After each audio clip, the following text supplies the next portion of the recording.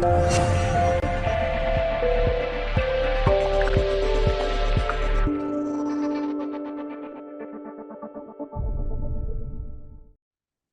Sarita. So nice to Hello. see you again. Hello. So nice to see you again. It's been a little bit. So happy to have a ancient shamanic perspective to what's going on today in the world. So I'm just going to jump right in. And Please do. all right, sounds good. So Sarita, there's multiple agendas playing out in the world today. I mean, I guess that's obvious. What is the one that you're the most focused on, and why? Oh, that's interesting. Okay. Well, actually, I've just done a series with Iconic talking all about this. And I think the one that I'm personally most focused on at the moment is the Arconic infrastructure setup that is becoming obvious to a lot of people, I think. So I think there are a lot of topics that people have been scared to talk about in the past, about how the inverted matrix is set up, who is, if you like, controlling the people at the top, and why. And so I've been, not so much on YouTube, but I've been sharing this information with my students and people on Patreon and things like that.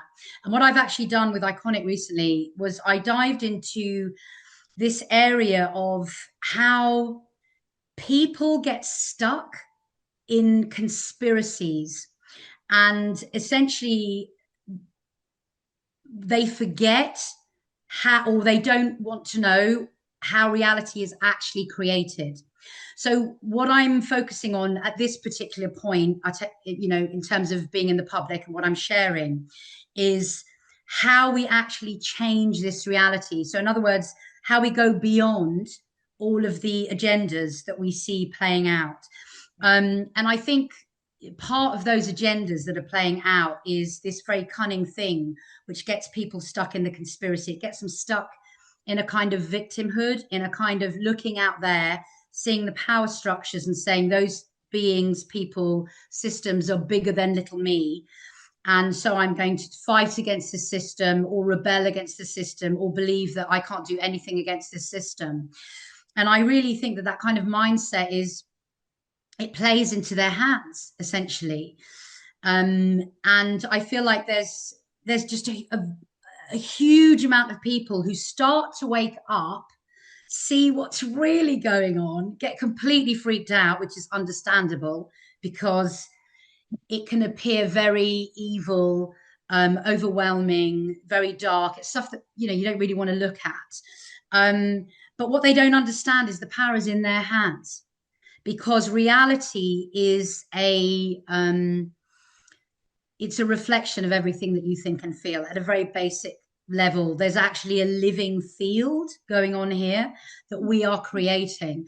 So I think there's a whole plethora of people who've got stuck in this half awake but then victim mode, and they believe it is a battle, but they believe it's a battle that they have to kind of engage with, and that's not how you win a war, a spiritual war. Mhm. So I'm trying to teach people that the way out is kind of through the awareness of what's actually going on. So we can't deny what's going on and what we see playing out with all the systems and agendas, but the way out is to keep going through.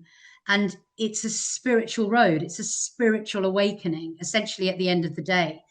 So you have to keep going down, if you like, the rabbit hole until you come through actually the portal of the heart. And then everything opens up and you can expand your awareness. And then from there, you get to make changes in the living field of our reality. So that's something I'm kind of focused on at the moment, which is why I've just done this series with Iconic. And then another thing that's in a similar vein as well that I've been noticing is there's this kind of love light faction that has also been hijacked. And so it's well meaning people in the spiritual arena who refuse to look at the shadow or the dark side of what is going on. And I've been through this phase. Loads of people have been through this phase, and it should be a phase, but some people get stuck at it. And when you can't see um, when you refuse to acknowledge the shadow, the darkness of what's going on, you refuse to acknowledge your internal shadow and your internal darkness. And if reality is a reflection of what's going on, part of the true awakening journey is to see that you're permissioning the darkness you see out there, and it's coming from within you. So that necessitates going into your own personal shadow and healing it, understanding that we've offered this perspective and capacity to play out there, but it's really in here. Do you see what I mean? So those are the two things that I think are quite important at the moment for people who are on the awakening path.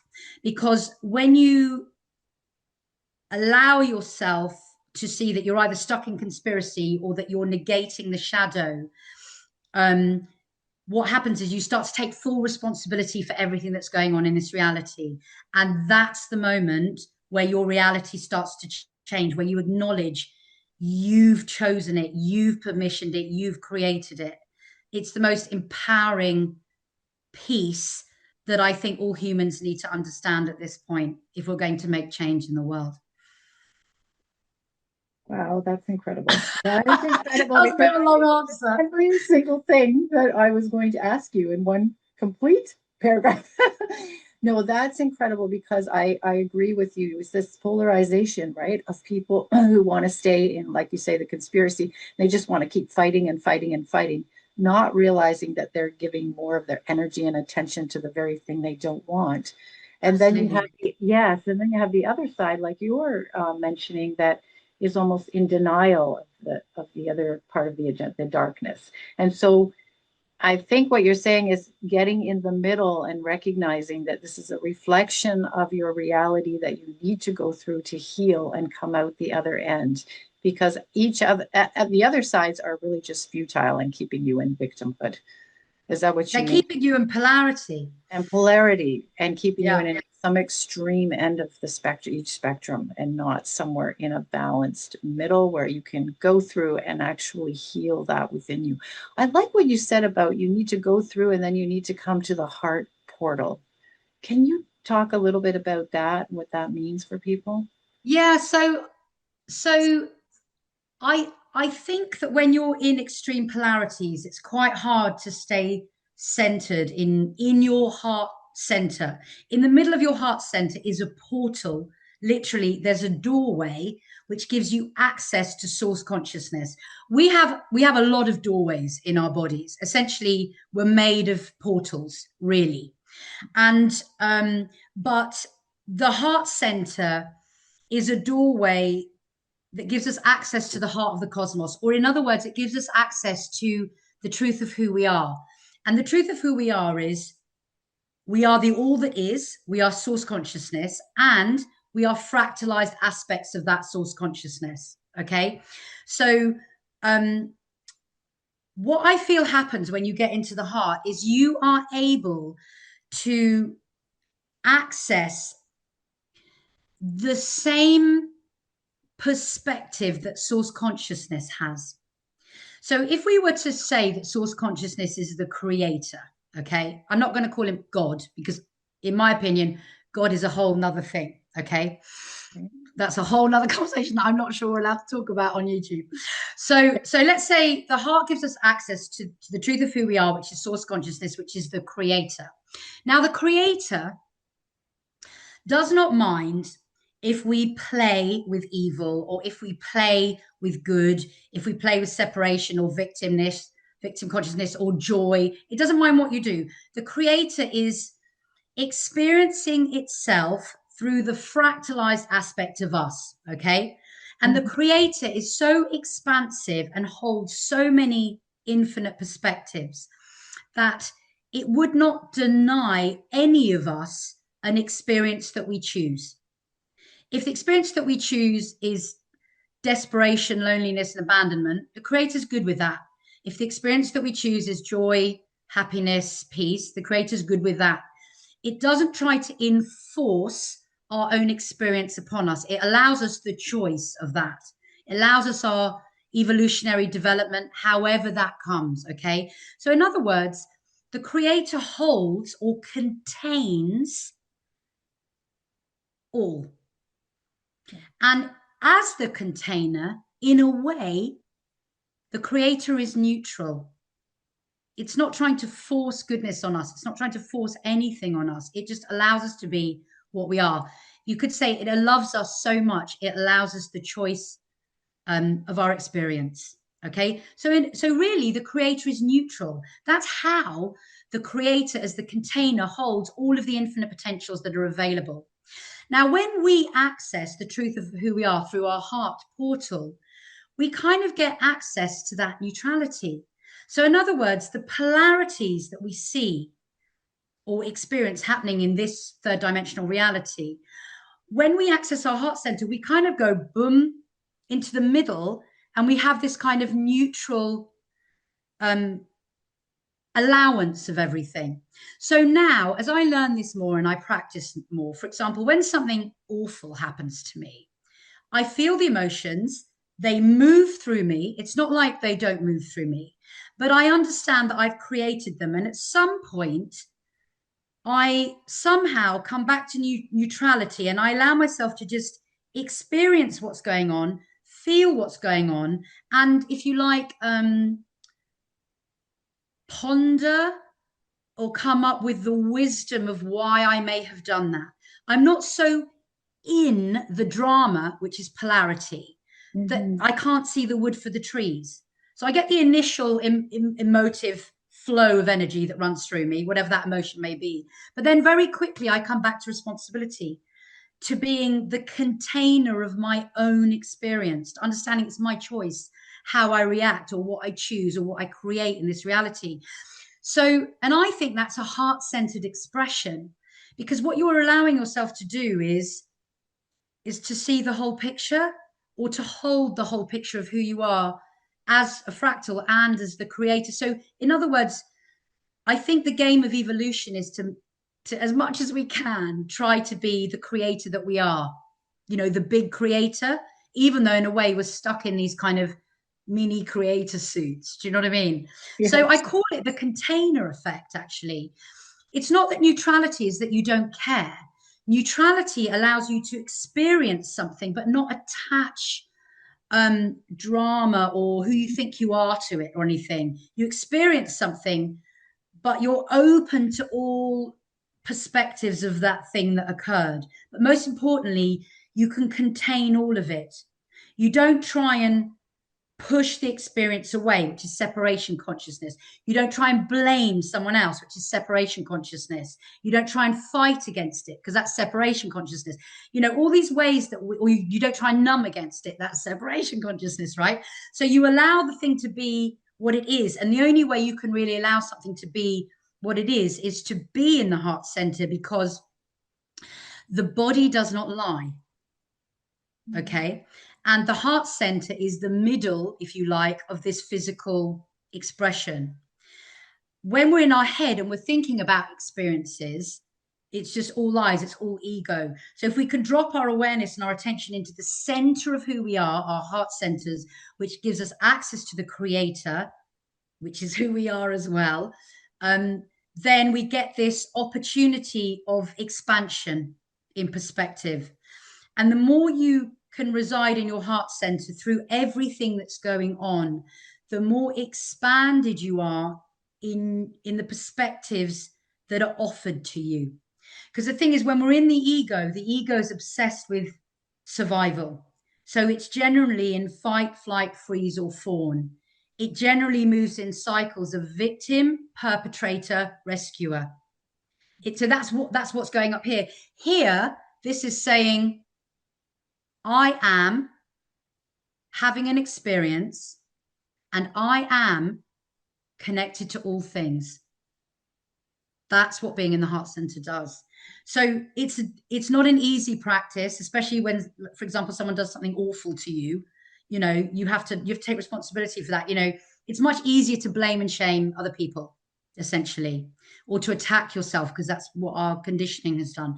It's much harder to bring yourself back to reside in the heart center. But once you do it a lot, when it becomes a good practice, it becomes quite easily you can bring yourself back to that natural state, even if you've been kind of knocked off balance or triggered very badly.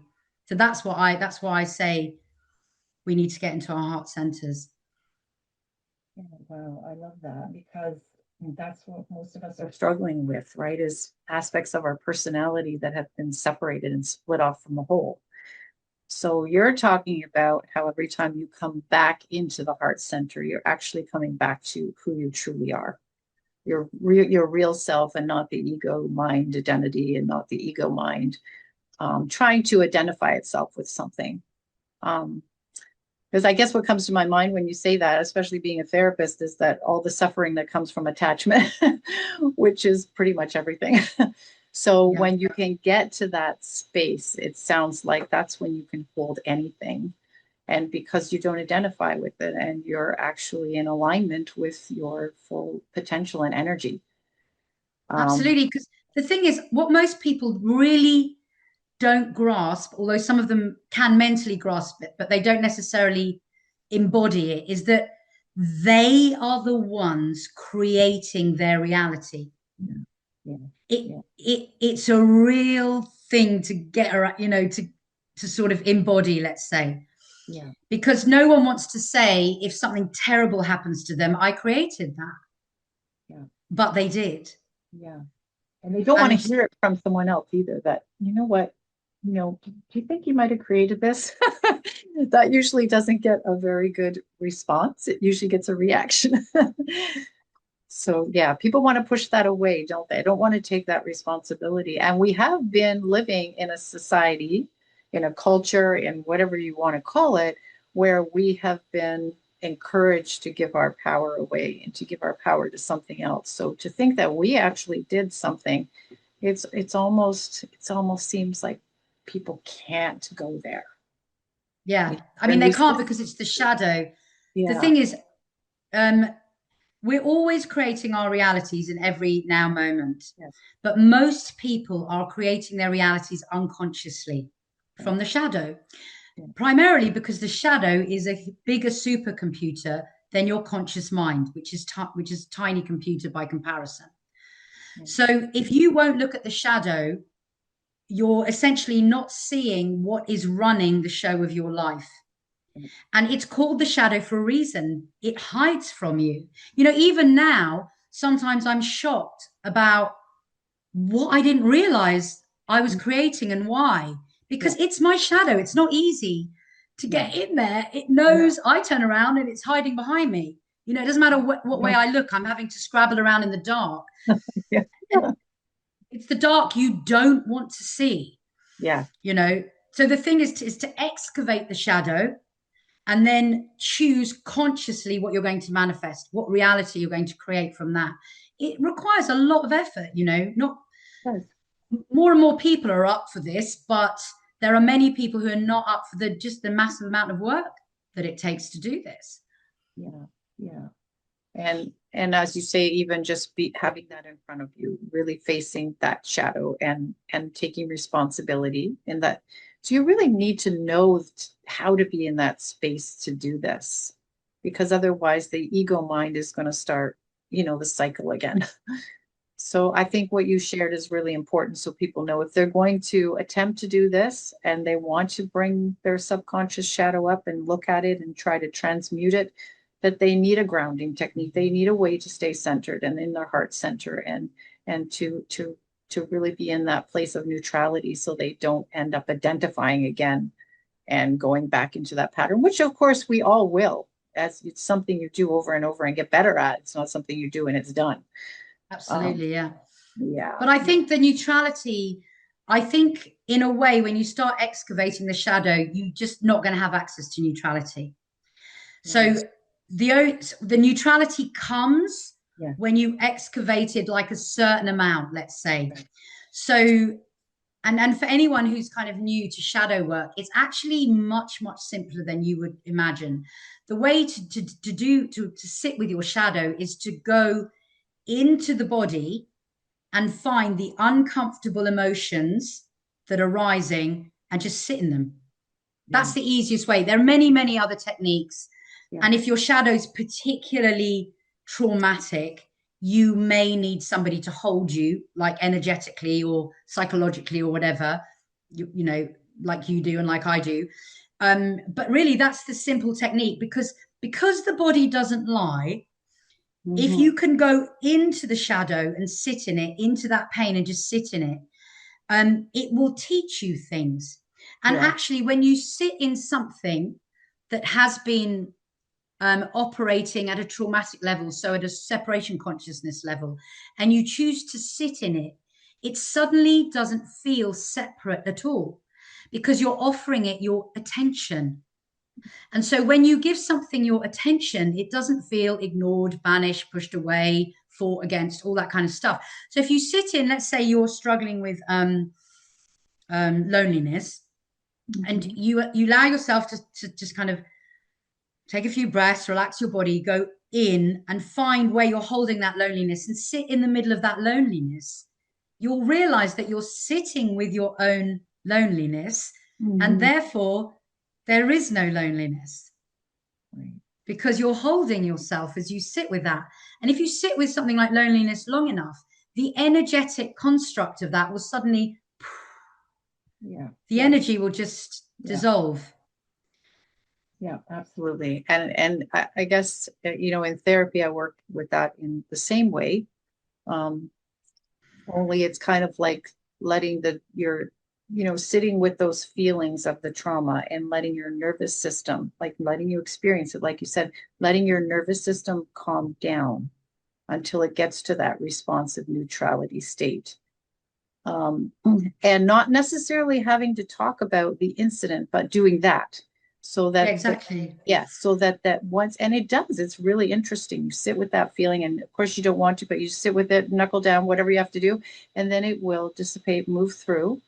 And that is taking back that power that was lost in the nervous system through the trauma. Because most people think trauma is an event, and obviously it is these events that create the trauma. In my practice, we talk a lot about how trauma is stored in the nervous system. So the same way, if you can sit with the nervous system over and over through these experiences, you will no longer be activated. You'll get to that neutral, and that's the healing. Yeah, absolutely. Because all disease, whether it's physical, mental, emotional, Yeah, energetic, or spiritual disease, is caused by separation consciousness, and yeah. all healing is caused by wholeness. So the minute you give something your attention, it feels held. And it's like you're bringing yourself back to yourself. And I think what I see more and more, I've got like these two courses that are really popular on my website. One is called The Mother Wound, and one is called The Sins of the Father. And it's because a lot of our trauma is set up by our parents who were traumatized in turn. You know, there's patterns that just come down the ancestral lines. But the main thing is, if you can heal those, what happens is you learn to become your own mother. You learn to mother yourself. You learn to become your own father, to protect and have strong boundaries with yourself. Then you learn to become, you know, in other ways, your best friend and confident. So you don't need anybody else. You're autonomous, you're sovereign. Then you learn to become your own lover. That's so important, you know. Can you treat yourself? Can you love yourself? Can you be in touch with your own body? And Mhm. then finally, you can learn to become your own master, self mastery. Yeah, Because the thing is, we're always seeking from out there because that's what we're taught. right. But once you're grown up, it's not your mother and father who's supposed to provide for you. It's not your best friend. It's nothing out there can give you to yourself the way that you can. And that's what we need to, that's what self-mastery is learning how to be everything that we need, so that you're fully sovereign, fully whole, fully nourished, fully protected, fully, absolutely, authentically yourself. Right, right.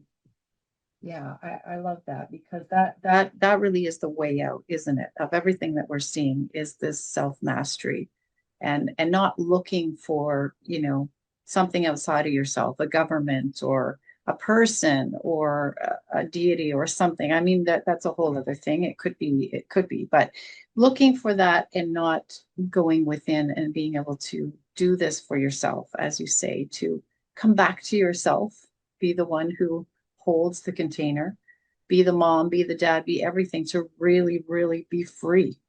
That is Yeah, freedom. absolutely. I mean, that's what we're moving. I mean, this whole ascension path that we're on is is essentially we're learning how to let go of of the need to be controlled. Right. Because so you only give your power away when you feel powerless, when you're not sovereign. And the reason we're watching all these systems crumble, and the reason people are waking up to these systems is because they disempower and disconnect us from ourselves, because we're asking others to tell us how we feel, others to tell us what we should take, what we should do, what we should learn, how we should behave. Think about governance. People who are sovereign and fully authentically themselves, fully connected to their feelings in their heart centers, don't need governance. If you were a fully sovereign being, it just would not cross your mind to Yeah. harm another human being or to do something that wasn't authentically heart centered. It just wouldn't cross your mind. Yeah. But people are in separation consciousness. So they want to be told what to do because they're scared of all of the other human beings and themselves. Right. So they want to be told what to do. But if we move into sovereignty, nobody needs governance. It's self mastery, self governance. You don't need religions and all of those kind of things, because that's not what we're moving into. We're moving into fifth dimensional consciousness. It's unity consciousness. It's the end of polarity. It's the it corresponds to the fifth energy center because it's the fifth dimension, which Mm. is the truth of who we are, which is that we are the creators. Right. So you just wouldn't create something Yeah. like that because you understand that you are the creator. This is how reality works, that you're not a victim. You haven't been dumped into a material world that's super dangerous. Right. Yeah. That's falling away now. Yeah. Interesting. If we that kind of gets into a little bit of natural law, right? How we would be able to govern ourselves if we were in that place, because we would if we jumped off a cliff and fell, we wouldn't do it again. We would learn naturally by our wholeness, and we wouldn't create those scenarios. And yeah, so now what you're saying is through separation consciousness, now it's become something that people feel they need to do because they can't trust themselves. Yeah.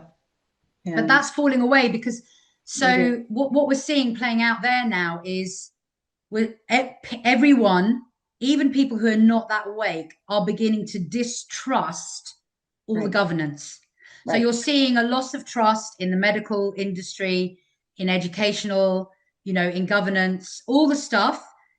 Banks, people are losing trust. Yes.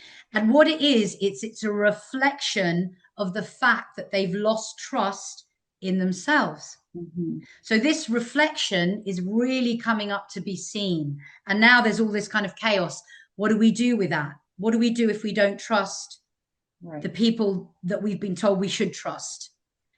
There's Yeah. the only choice now is to start to trust yourself and to be authentically yourself and to follow your intuition and to think about what's the best way forward for you and your family and your friends and humanity. And so we're seeing this, people are beginning to just go, wow, what can we trust now?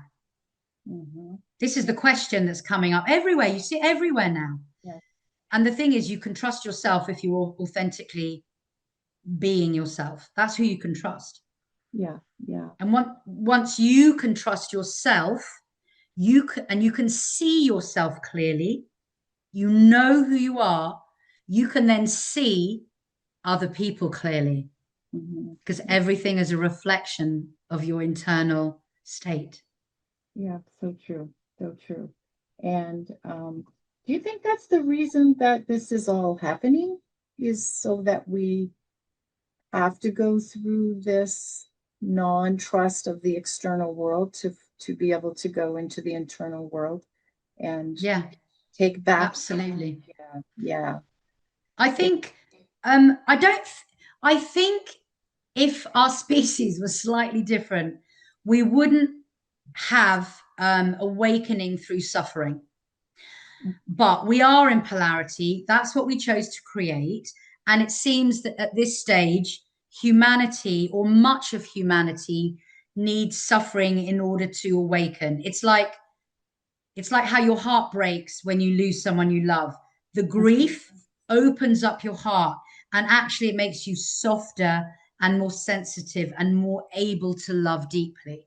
So that's how humans kind of work. It's like we need a bit of pain in order to galvanize us to wake up. So for some reason, humans have chosen this kind of chaotic way to ascend. Is it absolutely necessary? No. And I actually know a lot of people now who are not ascending through suffering. So I don't know, like, I feel like I myself and many people I know, we've got to a point where I'm just like, I'm not in for any more suffering. It's not that I can't see what's going on, but I'm finding neutrality more and more easy, which means when I'm being neutral, I have more capacity to create a reality from expanded infinite potentials. So because I'm more easily going into neutrality, I'm experiencing less suffering, and I have more options about what I want to create. And I'm seeing more and more with people that I work with that they're stepping into it. They're just letting go of victimhood. It's not that they're blinkered to what's going on. They're just choosing different things because they've got clear sight. Right, right. Yeah, totally agree. And it's really great to watch people doing that. Because at the beginning of all of this, when things started to happen, it was a slow climb. Yeah, it was. It was a real shocker. Yeah.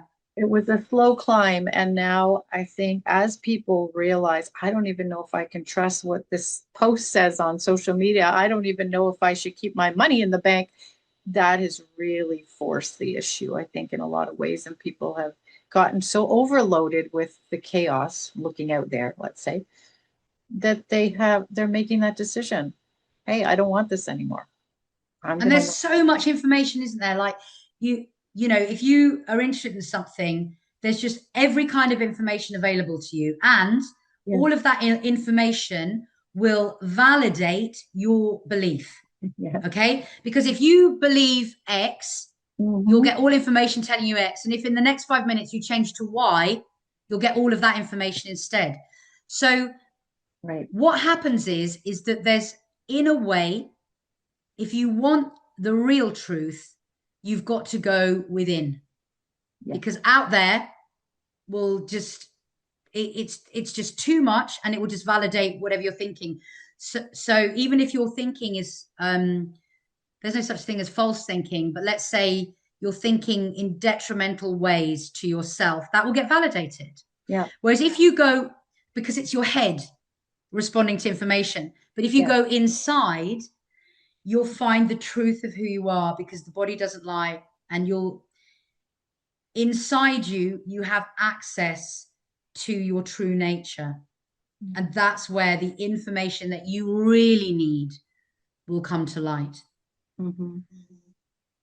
What would you tell people, as I know that you do a lot of meditation, and what would you tell people who are afraid to sit in that space, or afraid to be quiet and just sit with their thoughts? I would say everyone starts at that place, including me. I was talking about this somewhere else. I was talking about when I first started doing void meditations. So I'd suddenly go into the void, which is infinite space. It's black. There's loads of stuff in it. But when you first go in, the first second I went into the void, I was like freaking out. I thought I was going to lose my mind, not come back. I didn't know what was going on. So I came straight back. The second time I went in, I managed 2 seconds before I freaked out, and so on and so forth, until I got up to now I'm not scared of the void. It's the same with trauma. When I actually take people into their body's trauma, it was the fear of going in was worse than the actual trauma. Always, always, always. So, or sitting alone with yourself without like constant screen or entertainment or a stimulation. Try 1 second, then try 2 seconds. And you're not alone. Everybody has these fears. Otherwise, the world would be a very different place. But the thing about fears is when you go into fears, it is the most freeing, exhilarating, exciting, and frankly fascinating thing you can ever do. Just step right into the fear and just do 1 second first, tap yourself on the back, and then do it again and keep doing it. And it will open up everything, because fear is constricting, and love, or awareness, let's say, which is an expression of love, is expanding. So we have these electromagnetic biofields around our body. Literally, it looks like a torus, and literally that biofield holds all of the information pertaining to your reality. Okay, there's nothing outside the biofield. You may think there's something outside of the room you're in, but there isn't. Your biofield is creating your reality moment by moment as you get to the door of your room and as you walk on and everything. So when you're in fear, your biofield contracts. That means that your experiences in your contracted reality are they're contracted. So you don't have capacity to experience some of the amazing and wondrous things that you could be experiencing in this world, in your reality, because the fear that you hold is contracting, literally contracting the whole biofield. And this is why you see that when people are very ill or very frightened, they only think about themselves. They don't mean to, but they are self-centered because their biofield is literally squished. So they just can't see that much. Okay.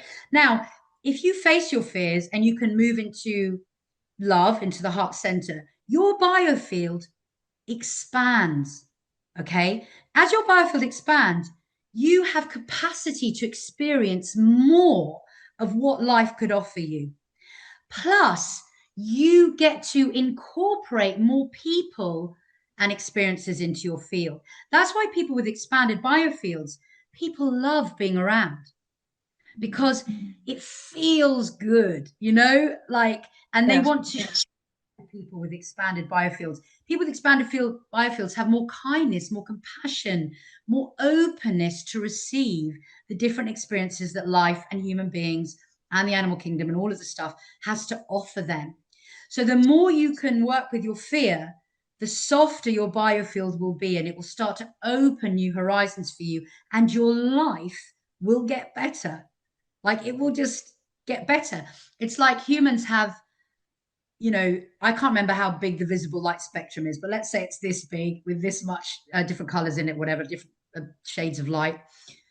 We humans are seeing this much of the visible light spectrum. When you meditate a lot, when you do heart-centered work, when you deliberately try to travel into other dimensions, you start to see more of the visible light spectrum. So more of life and dimensionality and what you are opens up to you. It's just, you just get to see more of what's available, and the light isn't restrictive. So your experience isn't restrictive because reality is made out of light. Yeah, wow. So you can be more of you. Exactly. Yeah.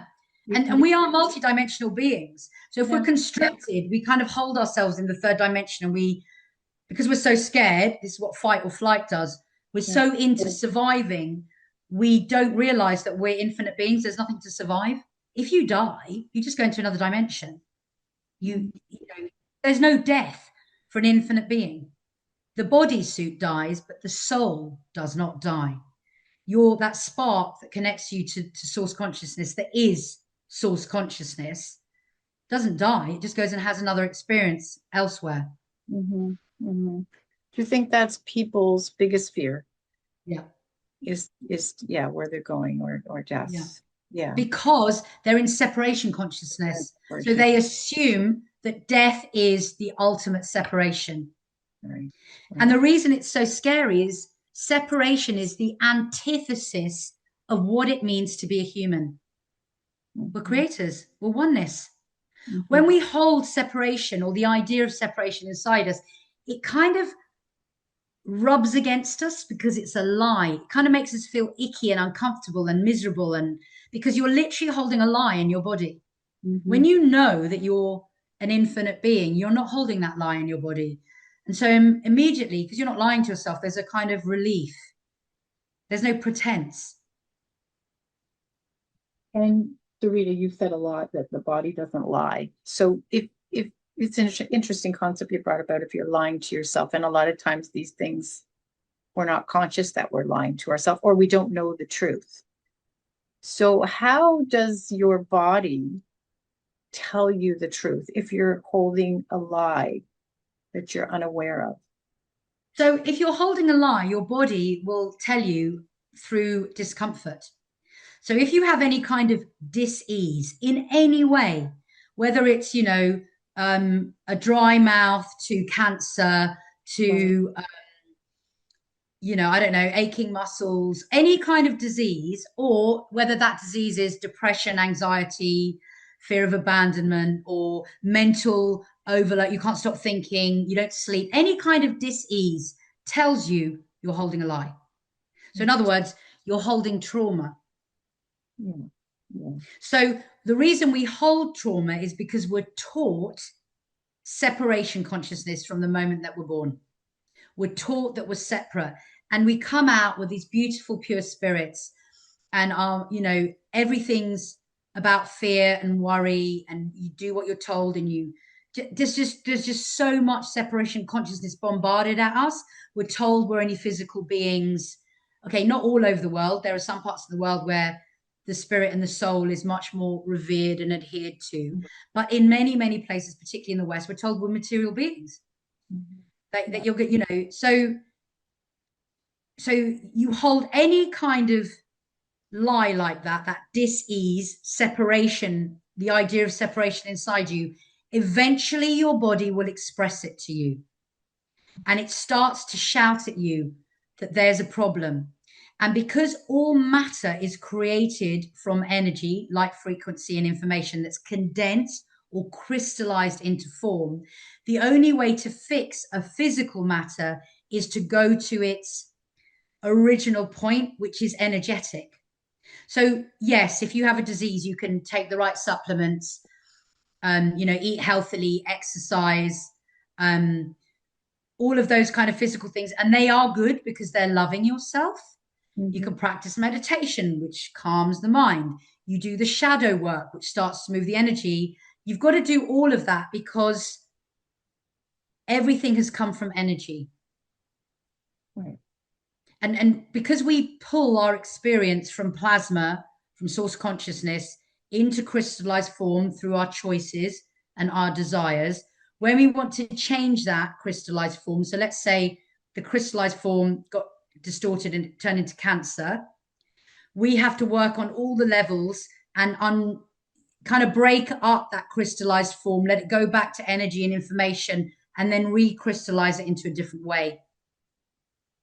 So you've got to work at all of the levels of yourself in order to change a disease inside you, because all disease is crystallized light, frequency, and information. Right. Fascinating. Fascinating. Yeah. And I know that we're coming to a close, but believe me, I want to hear about how to do that. And because I think that people hearing this, they're going to relate to everything that you said, and they're going to want to know how they can, you can break crystallized matter up just by sitting in it. But if it's very dense and it's been going on a long time and you're in like habitual patterns, or it's come down like ancestrally, right? There's specific techniques. But what I would say to you is go into your body, find the emotion, sit in the emotion, okay? And then do some kind of energetic breath work into the emotion, okay? When you've got a very intense emotion in your body that's kind of running the show of your life, generally it's going to be crystallized block, okay? And if you can do some kind of breath work into it, even if it's just low, long, steady breaths, or like breath of fire or something, and you can focus all of your attention and you're kind of breathing into the block, breath, which is essentially the bridge to the divine, okay? And the divine is always going to be infinite love. When you breathe into an energy block, eventually it will break up the energy block. It will decrystallize it, and it will turn back into light frequency and information and disperse from the body. That's a very generalized way of explaining it. But really, in terms of, I really think breath work is the way to go. Right. Yeah. Fantastic. Thank you for answering that. I didn't think you could, because I know there's more to that. But Well, the only thing I would say to that is, if it's a very traumatic or very huge emotion, have someone with you when you're doing it, because release can sometimes be overwhelming. Right. Yeah. Point. So thank you for sharing that, because I think that's going to be helpful for a lot of people. And they can always check out you and check out your website, which I'll put on the links below, and go to some of your meditations and learn how to do some of these things. I think this was just a spectacular conversation, so healing and so concise about what the problem is, separation consciousness, not necessarily what's happening in our world. Looking at that as a mirror, and how to bring that into that containment, which is who we truly are, and bring that life force and energy back to where we reside without being. Absolutely. I mean, the takeaway is, we have the power to change everything, our bodies and our entire realities. It's up to us. Yeah. I guess that's what free will is. Yeah, we won't go there, but It's up Sorry, to us. I didn't hear. Say that again. I guess that's what free will is. Yes, absolutely. Yeah.